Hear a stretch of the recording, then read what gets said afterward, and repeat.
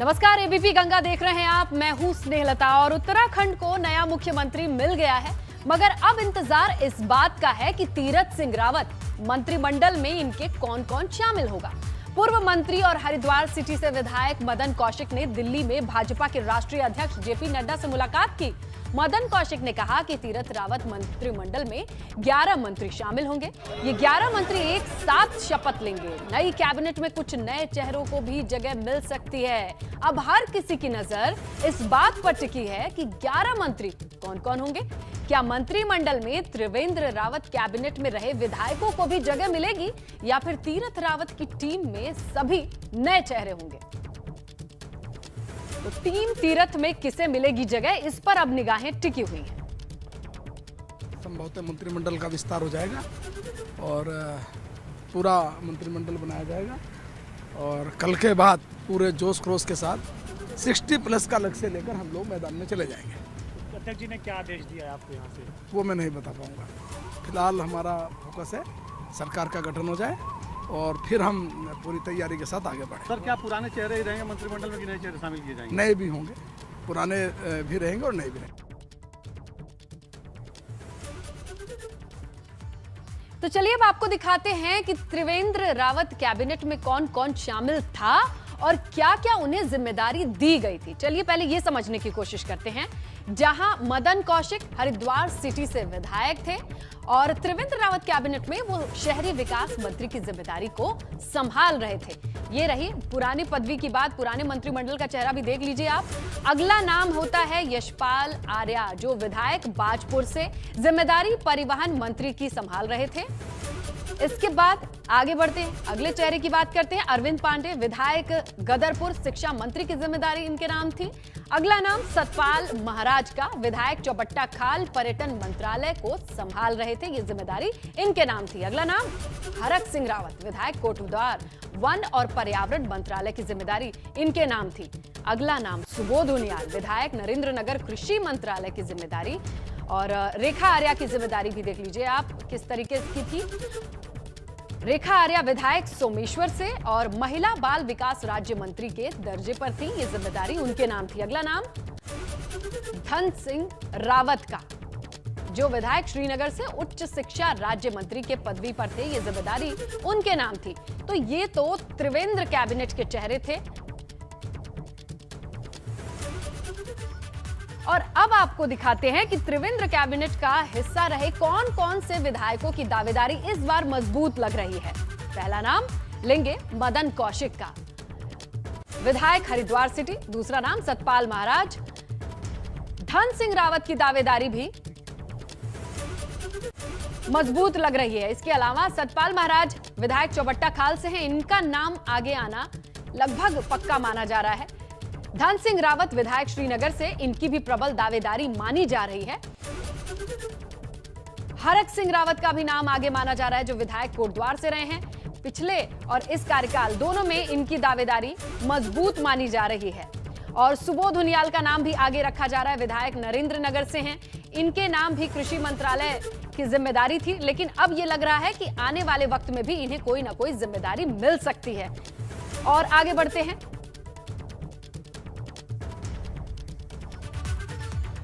तो ये वो नाम थे जिनको लेकर सुगबुगाहट है कि इन्हें इस बार भी मौका मिल सकता है। नए मंत्रिमंडल में भी ये पुराने चेहरे हो सकते हैं। और उधर मंत्रिमंडल विस्तार की सुगबुगाहट के साथ साथ भाजपा नेताओं के बयान आने शुरू हो गए हैं।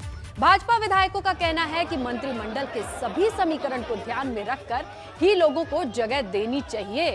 तो ना भूले चुनावी साल है और ऐसे में मंत्रिमंडल का विस्तार भी बेहद अहम चुनौती है, जिसे हर समीकरण पे साधने की कोशिश में है। मुख्यमंत्री जी को बड़ा अनुभव है संगठन की दृष्टि से। जो भी मंत्रिमंडल का नाम लिए जाएंगे वो क्षेत्रीय संतुलन के हिसाब से होना चाहिए। उसमें किसी को मौका भी नहीं मिलना चाहिए, भाई ये चीज़ें होती हैं। और उसके साथ साथ जातीय समीकरण भी, ये दो चीज़ें मंत्रिमंडल में संगठन में जुड़ी देखी जाती है, जिसको किसी को चुनावी वर्ष में मौका न मिला कहने का।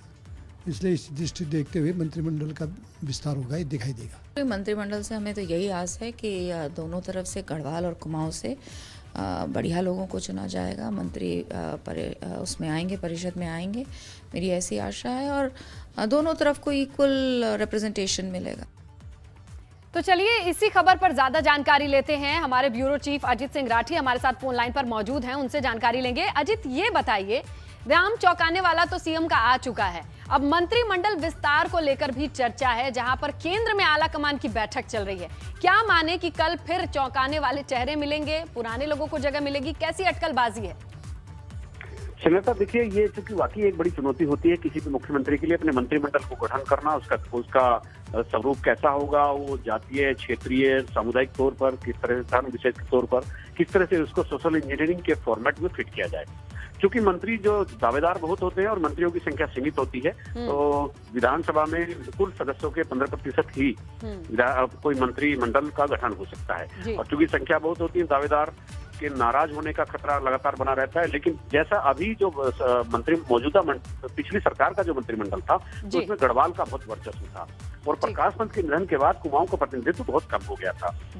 इसीलिए लगातार भारतीय जनता पार्टी पर दबाव बना हुआ है कि जातीय और क्षेत्रीय संतुलन को पूरी तरह से साध कर मंत्रिमंडल के गठन की प्रक्रिया को आगे बढ़ाया जाए। और मुझे लगता है कि जो अभी मंत्रीगण त्रिवेंद्र सरकार में थे, उनमें से शायद ही किसी का कोई पत्ता साफ हो, शायद ही किसी को ड्रॉप किया जाए, इसकी संभावना बेहद कम दिख रही है।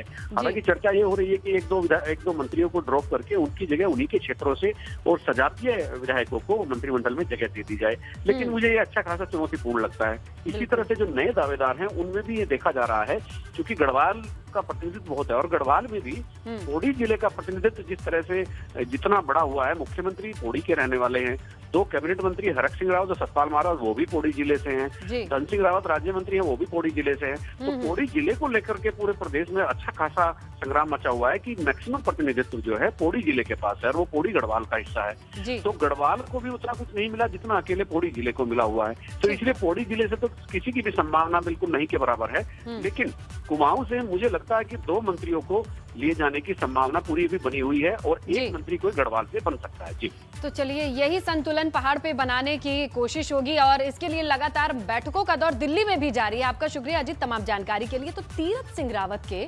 मंत्रिमंडल में विस्तार की चर्चा के बीच विधायकों की दावेदारी भी शुरू हो गई है। समझिए, आपकी रुड़की से विधायक प्रदीप बत्रा भी टीम तीरथ में जाने की इच्छा रखते हैं। तो जैसे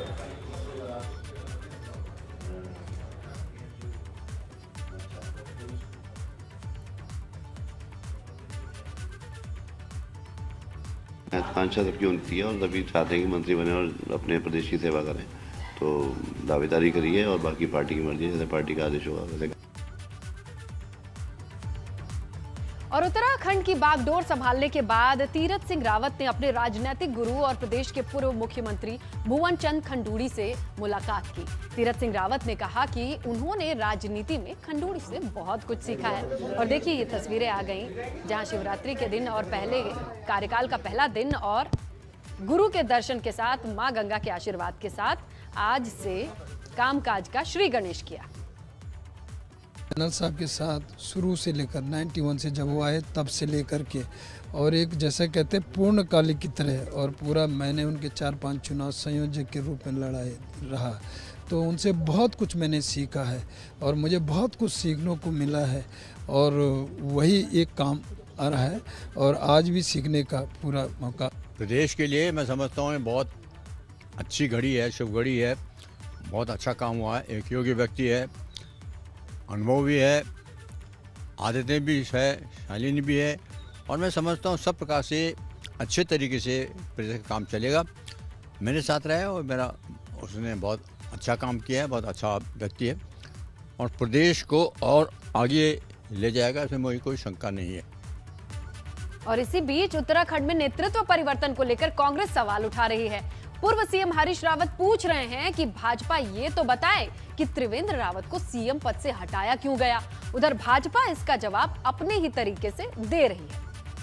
पूरी उत्तराखंड को हमने आयुष्मान कार्ड दिया, क्या सड़कों का निर्माण तुमने बनाया था? महिलाओं को बराबर का हक दिया, हमने दिया है। जो ये हम नल पहुंचाने की बात कर रहे हैं, 1 रुपये में कनेक्शन दे रहे हैं, तो अगर तुम पहुंचाते तो हमको करना पड़ता क्या?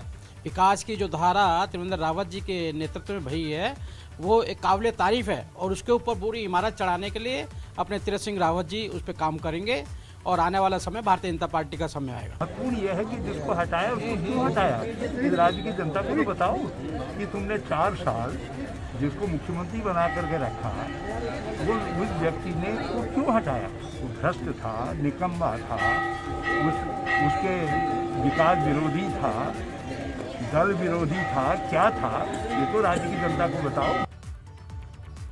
तो तीरथ सिंह रावत का नाम सीएम की रेस में दूर दूर तक नहीं था। जब उनके नाम की घोषणा हुई तो सब चौंक गए।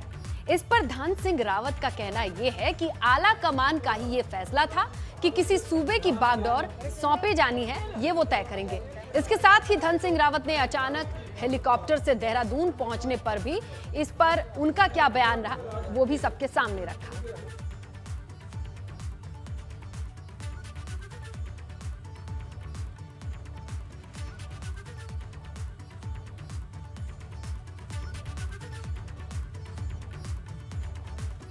और उत्तराखंड में नेतृत्व परिवर्तन को लेकर नेताओं के अलग अलग बयान सामने आ रहे हैं, मगर बीसी खंडूड़ी इसे किस तरह से देखते हैं, जरा ये भी देखिए। ये चीज है कि उसमें कोई सफेद दूध का नहीं है। अगर नहीं होगी तो कीचड़ फेंकेंगे उसके ऊपर, कीचड़ नहीं है तो कीचड़ फेंकनी पड़ेगी ना, नहीं तो मजा नहीं आएगा। तो हर एक की अच्छी आदतें हैं, हर एक की खराब आदतें हैं, कुछ अच्छी आदत। तो लोग जब पद पर आ जाता है, जब तक मैं पद पर नहीं हूँ तो मेरी सब खराब आदतें छिप जाती हैं। जैसे मैं पद पर आता हूँ तो सब खराब आदतें भी अच्छी आदतें भी खराब हो जाती हैं। तो राजनीति का ये एक चरित्र है, और इसलिए इसमें बुरा मानने की कोई बात नहीं है, चलता रहता है। मेरी आदतें बड़ी ख़राब आदतें मेरी थी, और मैं जो ठीक समझता था उसको करता था, परवाह नहीं करता। तो लोग तो मेरे लिए, मुझे तो समझते थे कि फौजी है, चलो चलता है। सामान्य राजनीति आदमी को ऐसे नहीं, वो इतनी छूट नहीं देते हैं। तो इसलिए मेरे लोगों से भी ये प्रार्थना है, ये उम्मीद है कि वो सही बातों के लिए लोगों को प्रोत्साहन करेंगे। चाहे कष्ट होता है, किसी आदमी को कोई कठोर निर्णय लेना होता है तो अपने स्वार्थ के लिए ले रहा है या जनता के हित के लिए ले रहा है, ये समझना चाहिए। आगे बढ़ते हैं। शैलेश बगोली सीएम तीरथ सिंह रावत के सचिव बन गए हैं। शैलेश बगोली 2002 बैच के आईएएस अफसर हैं।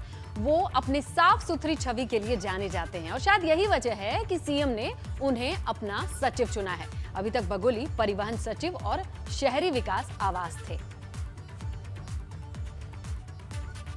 और सीएम तीरथ सिंह रावत के पौड़ी स्थित सिरो गांव में काफी समय से पानी की किल्लत है। ग्रामीण लंबे वक्त से पेयजल की परेशानी से जूझ रहे हैं। गर्मी का सीजन शुरू हो गया है, ऐसे में अब ग्रामीणों की चिंता बढ़ गई है कि अब पानी की जरूरत कैसे पूरी होगी। सीएम के गांव तक अब तक जल जीवन मिशन के कनेक्शन नहीं लगे हैं। पानी के लिए यहाँ पर दिन भर आदमी का बर्बाद हो जाता है, और मुश्किल से 1 बर्तन कभी 2 बर्तन ऐसे यहाँ पर पानी मिलता है। तो किस तरह से पूरी जीवनचर्या आप लोगों की चलती है? हाँ, तो अभी गर्मी का टाइम है ना, तो जो स्रोत है हमारा है वो जो जिसमें सूख जाता है। अब बारिश पर निर्भर करते हैं, अब बारिश हो तो पानी बढ़ जाता है, अब बारिश नहीं हुई तो फिर पानी सूख जाता है। ये जो हमारा वर्तमान फोकस रहेगा वो जल जीवन मिशन जो हमारा वर्तमान में चल रहा है, इसमें हमारा जो लक्ष्य है, हमारा 45% का हमने लक्ष्य को अचीव कर लिया है। हम पूरा प्रयास कर रहे हैं कि मार्च या अप्रैल से पहले हाउस होल्ड कनेक्शन का जो हमारा लक्ष्य है उसको हम अचीव करने का हमारा टारगेट है, और मेरी प्राथमिकता होगी वो स्पष्ट रहेगा। बात करते हैं राजभवन देहरादून में 14 और 15 मार्च को बसंतोत्सव का कार्यक्रम होना है।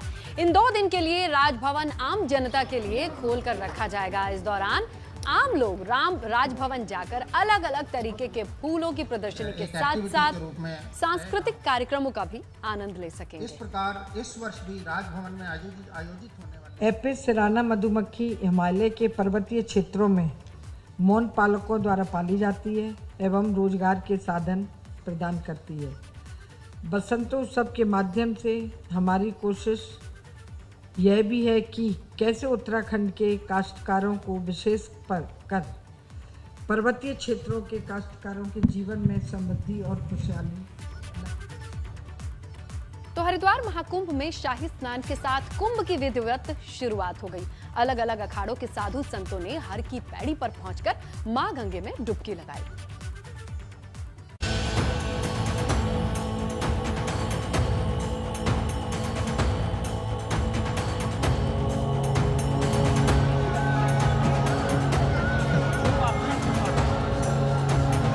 यह हरिद्वार महाकुंभ का नजारा है, जहां अखाड़ों के साधु संत हर की पैड़ी पर मां गंगा में स्नान कर रहे हैं।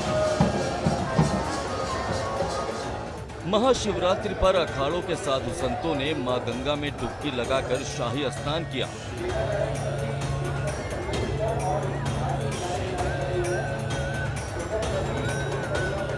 अलग अलग अखाड़ों के साधु संत रथों पर सवार होकर स्नान के लिए रवाना हुए। इस पल का गवाह बनने के लिए सड़कों के किनारे लोगों की भीड़ जुट गई।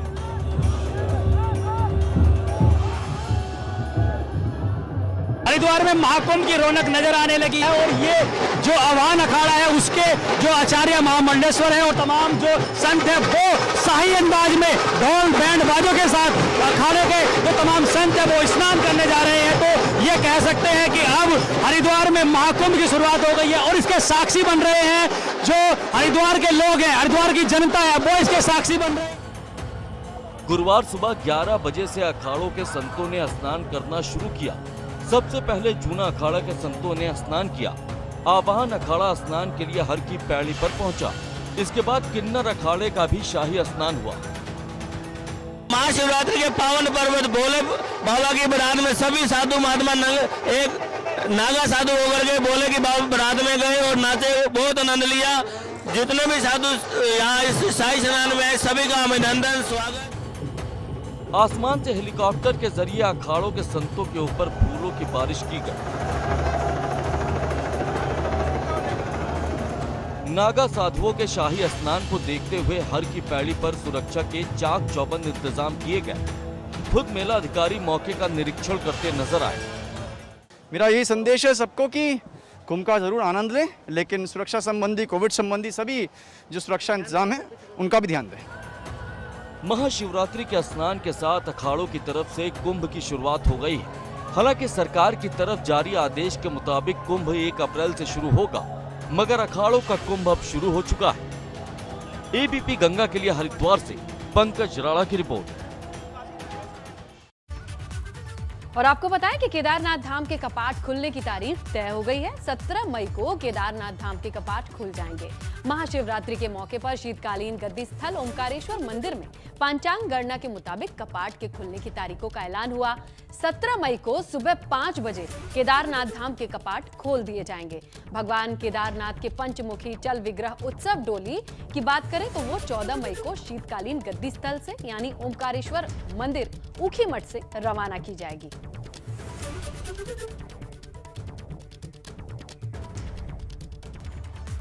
उत्तराखंड प्राइम में इतना ही। तमाम खबरों के लिए बने रहिए एबीपी गंगा के साथ।